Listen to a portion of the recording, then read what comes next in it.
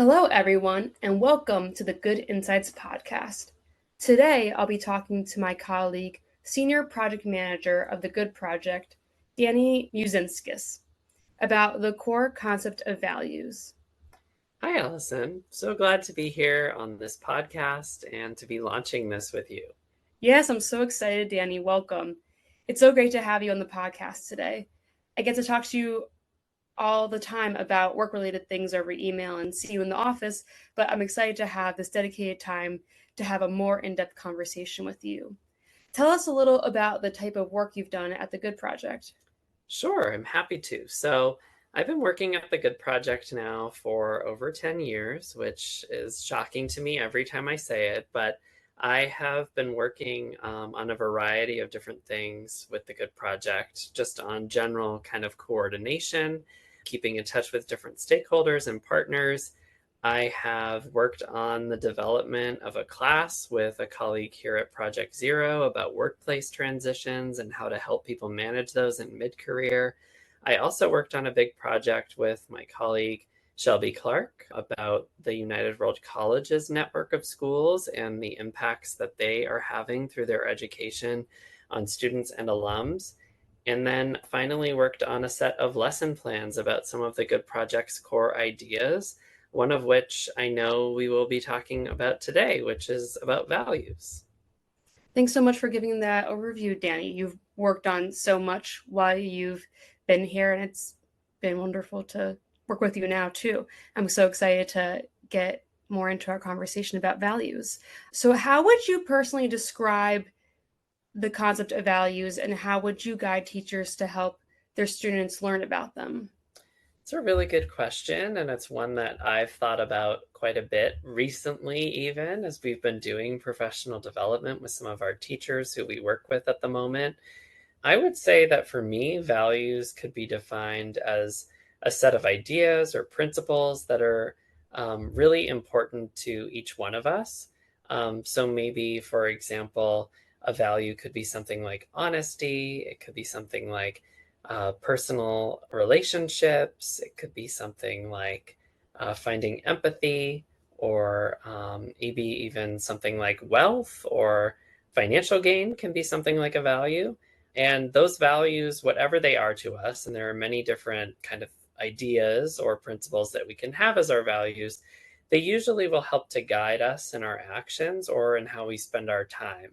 So values might dictate the choices that we make in our careers or in what to study. They might influence our personal relationships that we have with other people. And they also, from what we've seen, at least in our research, they tend to be more stable over time than really fluctuating day to day. So it would be kind of odd if one day you went to bed really caring about finding curiosity in your life, and then the next day you woke up and you didn't really care about curiosity anymore and we're all into loyalty or tradition. Usually your values will be a little more stable than that, although they can still change over, maybe thinking more in the long term, over months or years, maybe based on your experiences or based on certain things that happen in your life. You might come to value more things more than you have in the past. And as far as how teachers can maybe integrate values into their classrooms or into their learnings and pedagogy with students, there are a few things that I tend to think about that I hope are helpful for any educators listening, and I know have been helpful for me in helping people explore their values and some of the experiences I've led. So the first thing is to make values explicit and or visible. So a lot of times in our lives, values might be under the surface. We might be holding them implicitly, but not really take the time to consciously think about them and to name them. And I think activities or exercises that can help people really look closely at what is it that I value as a person, and how can I become more attuned to how that's influencing my actions day to day, can be really helpful. And making those visible as well could be something that could be done in conjunction with making those values explicit. So maybe an artistic activity that could help someone really illustrate what do their values look like in practice, or even just writing them down and having them in a spot where you can continue to refer to them, I think could be helpful. Again, related to this, the second thing is to engage in reflective activities. So maybe journaling, for example, on a prompt related to how did I live out my values today? Something like that this week. Or what's a way that I hope my value of, again, honesty, something like that, might influence the decisions that I want to make in the future. And then third could be this idea of community or school mission. So bringing in maybe shared values. Sometimes values aren't only values that we hold alone, but might be values that are important in communities that we're a part of or institutions that we're a part of. Those could be our workplaces based on what the mission of them are. It could be a school or an educational mission if we're still in school or work in schools. It could be a religious community's mission or set of values. And so I tend to think about that as well as places where we can look for inspiration. What kinds of communities are we a part of? How might those influence the values that we hold? Wow, you have a wealth of information on values, Danny. I love it. And I think those are some great ways for teachers to get their students thinking about values, or even just a person on a daily basis thinking about them, especially with reflection and journaling. I think that's a great suggestion. Going off of that, I know one of the activities students and teachers seem to enjoy is the value sort. Can you explain what the activity is, and why do you think people like this specific activity so much? Yeah, that's a great question. And people do really like the value sort, which is available on our website, the Good Projects website. It's something that a lot of people come to us to access, and a lot of teachers, students, and professionals have used the value sort over the years. So, just to explain sort of where this value sort came from and what it is, it was developed as an original part of the Good Projects research into professional practice and how people across different workplace domains. So these were people who were doctors, lawyers, theater professionals, biologists, and geneticists. They were asked to kind of think about and to consider what their values were in their day to day practice. And there was a list of, I think it was 30 values at the time, and still is 30, although we're adapting the value sort at the moment. So it might expand. Be on the lookout for that. But they were presented, these interviewees, with this list and asked to rank them by which values they thought were most important and least important to them. So they had to sort through the list of all 30 of them and choose which were most important and most dear to their lives. And it was something that people took a little while usually to do, because it's a really tough decision to say, okay, looking at this list of values, do I tend to really want more balance in my life, or do I tend to be concerned with the common good? Do I tend to want professional accomplishment, or do I tend to value solitude? So these are the kinds of trade offs and choices that the value sort forces people to make as they just sort through the list of values. And it was developed, I should say, by our wonderful colleague who's now at Claremont Graduate University, Jean Nakamura, and she created this list of values based on ones that she had encountered, I believe, in the literature, but also from the interviewees about ones that were coming up a lot. And where we've taken it since then is we've used it as not only an interview, a resource or tool to get at what people think is important in their work, but also for students and teachers to use in classrooms and learning spaces in order to do something that I referenced when I was talking before, which is to really make values explicit. So it's structured again, sort of as this, most to least values sorting exercise. And people really seem engaged by it. You can use it in teaching both on an individual level. So a teacher could do it with their students and look at, okay, what do you yourself value? But it's also been used in ways to compare. Now that you've done the values as yourself, or value sort as yourself, what do you think about what this school values? Let's do the value sort again and see, what do you think of this school community overall? And are there ways that maybe your value sort would diverge or be different? Or how much does it overlap with what's valued most at this school? Or similarly, what about in society as a whole? What do you think is happening maybe in societal pressures or social norms that might be influencing how people think about values? Where do you feel like your values might be in alignment or not with that kind of overall picture of values in society? So I think there's been many different ways that people have used this value sort in learning environments, and we've been excited to learn from a bunch of different teachers how they've used it with their students, and hope that some of the listeners right now will check it out.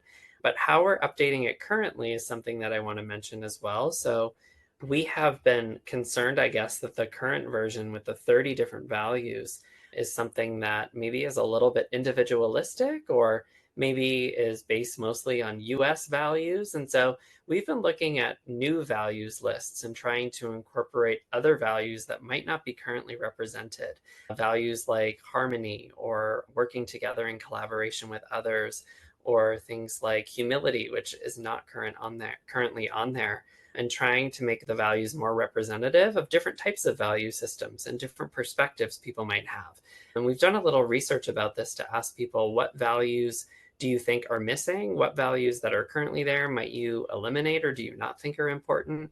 And so we're hopeful to continue that research and to hopefully update the value sort accordingly and have a new version for all of you that incorporates maybe even more values, which might actually make it more of a challenge because there's already 30, and I think we're going to end up with, it looks like right now, about 55. So stay tuned.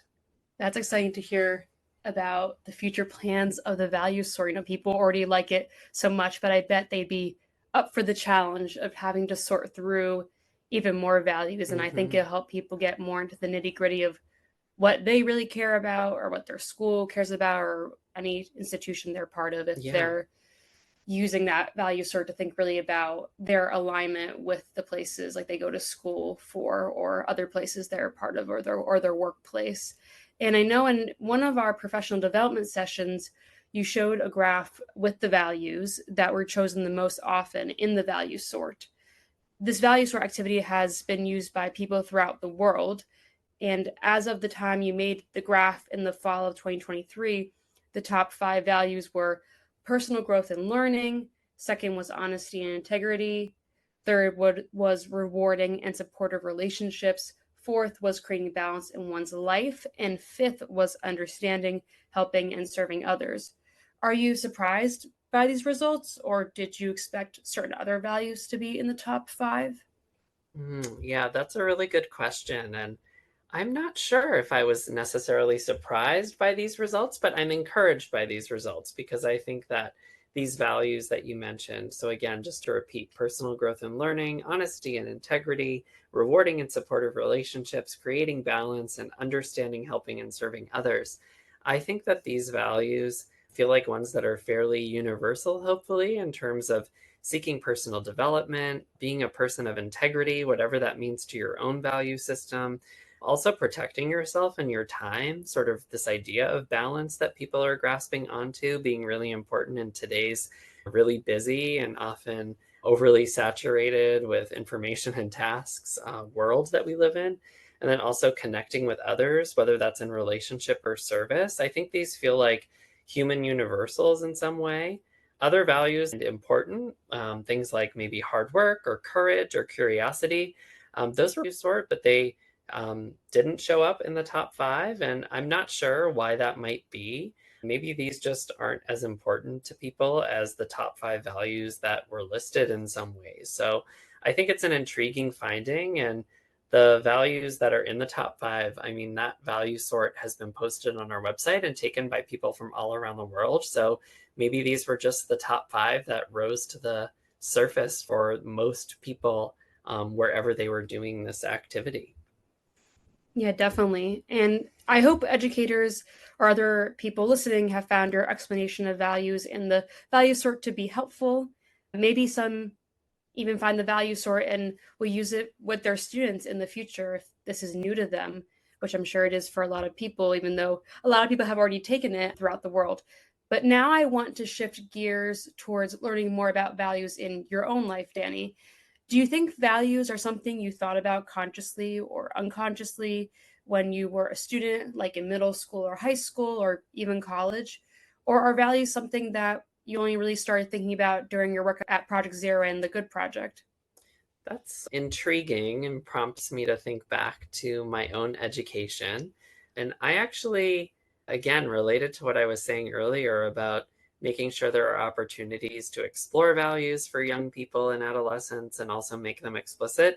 I don't think there were too many moments for me to intentionally grapple with my own personal values as a part of my education, either in elementary, middle, or high school. I don't remember too many moments. I think maybe my values or certain values were always there in some way, maybe as part of the what we call the hidden curriculum, sort of what's happening under the surface in a school, or also in my family and personal life, but maybe not always named or described. But I think my values have shaped certain decisions that I've made. So I would say that they've probably had an influence on me, like what to study in school. I chose to study history and international relations because I was maybe curious and also really value like different cultures and thinking about the influence of the past on what we do today. So I think that kind of interest area or set of values that are associated with it was something that really maybe pushed me to study what I did.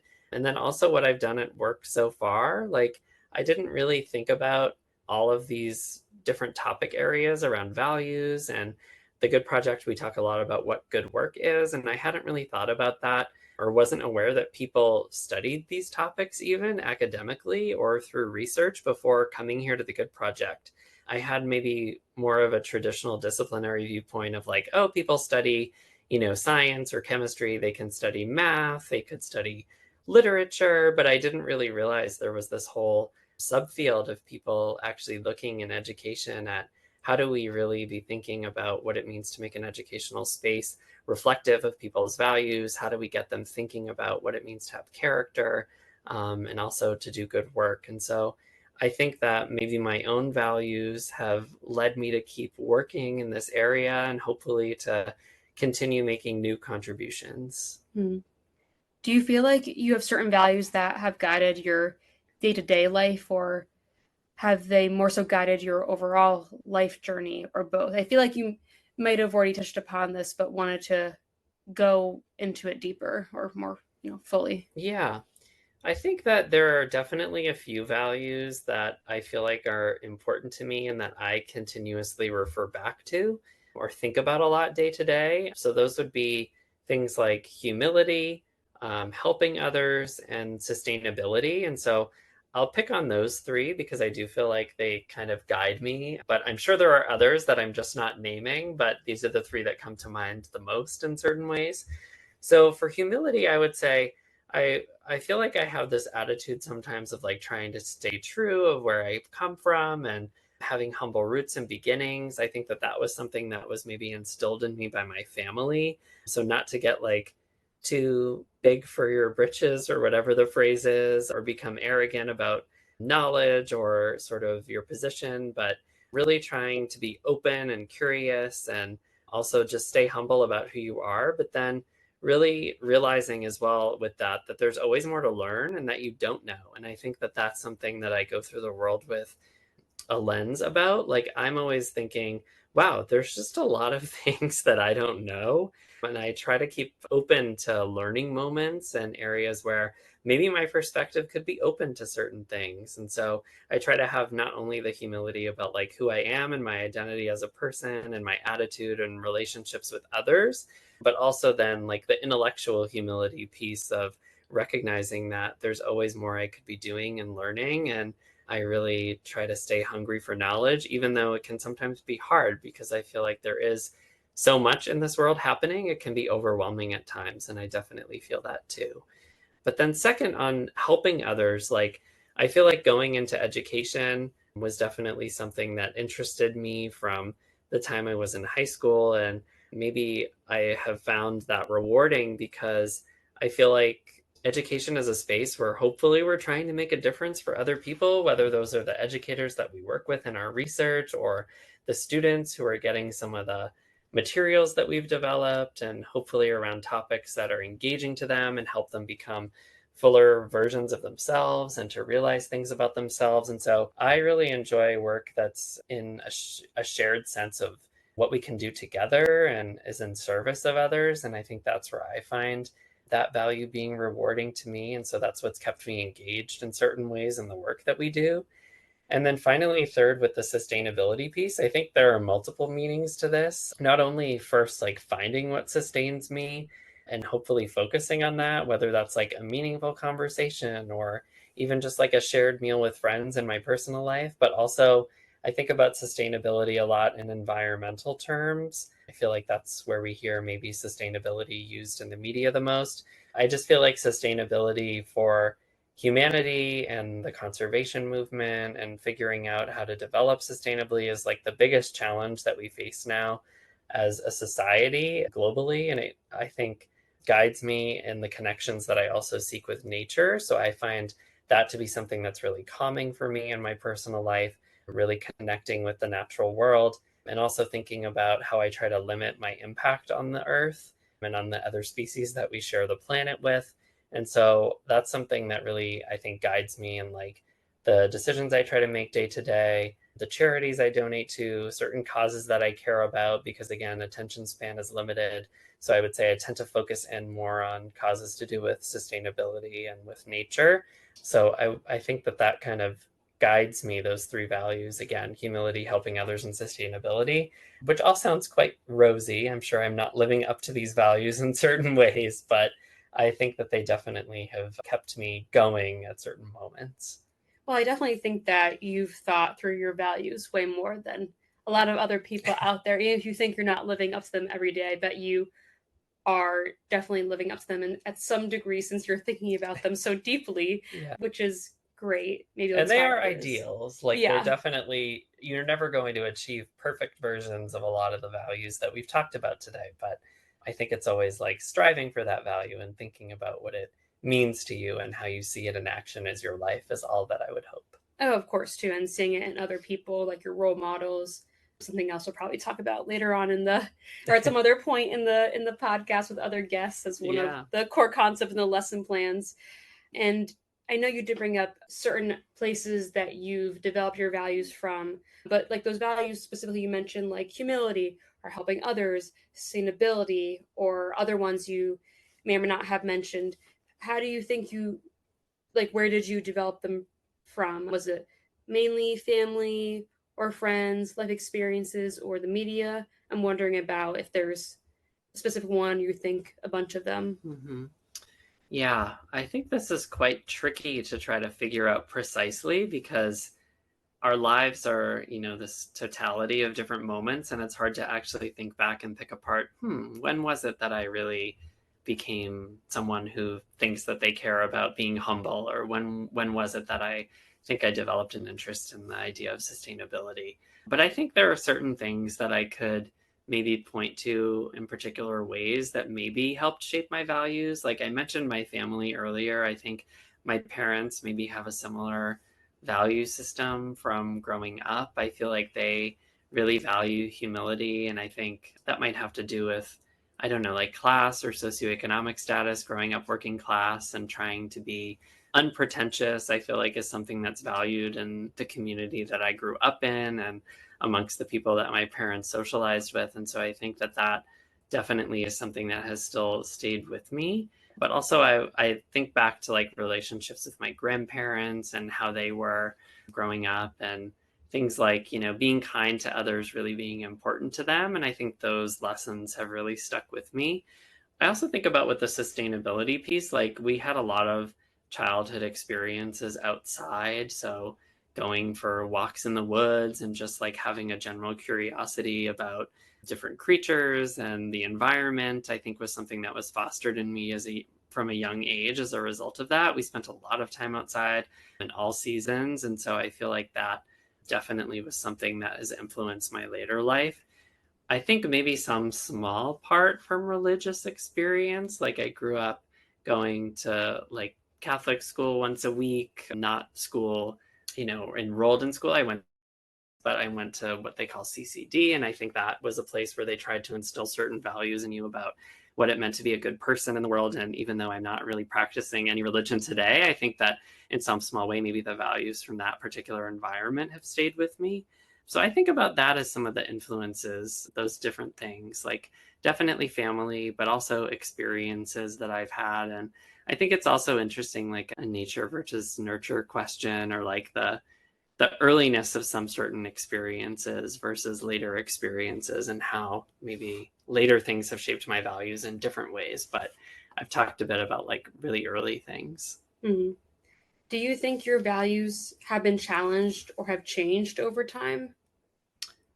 I do think that they've remained fairly consistent, but I think maybe when I was younger, I valued maybe more ideas of like just be a nice person, and kindness being really important, and the kind of interpersonal dynamics of that. And I think maybe my values now, I might put more of a focus on like justice or independence or security for myself and for others. I think those things have also risen up more in society. So the idea of like, what does it mean to seek justice for people? How can we create a more just society? I think is something that we're talking about a lot more than we were when I was young.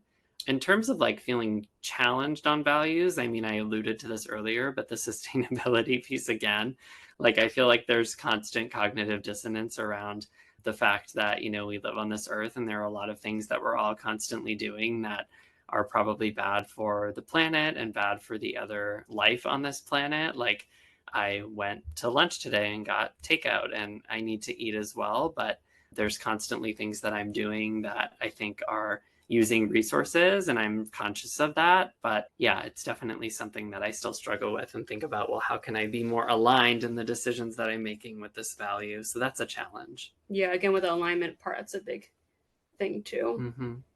Do you remember at any point in your life entering into a conflict differing because of differing values with another person, or do you remember having to use your values to guide your decision making and how to handle a situation? Yeah. In our project, so we often talk about this, as you know, about dilemmas arising from certain conflicts that we've had in values between people. And I feel like we see it in our interviews and also all the time in the media. So, society wide scale of what's happening.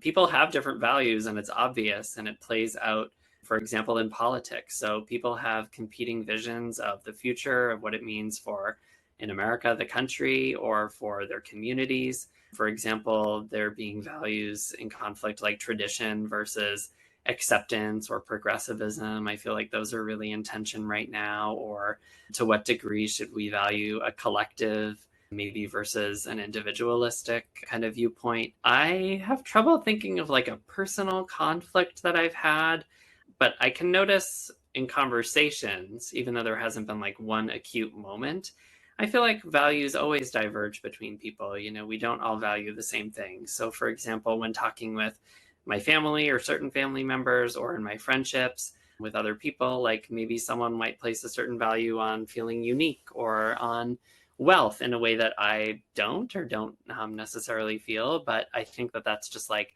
part of life and the variety of life. And hopefully, you know, sharing your values with others is something that we can all do and that I can do more of, just like how people share their values with me. Mm-hmm. It's been super interesting to hear about both the values, how to teach what they are, and to hear how you have used values in your own life. Before our conversation comes to a close, I wanted to ask you a fun question that's not necessarily related to values, but Okay. could be if you want to connect it. Mm-hmm. Where do you turn to for inspiration, or what is your favorite piece of media?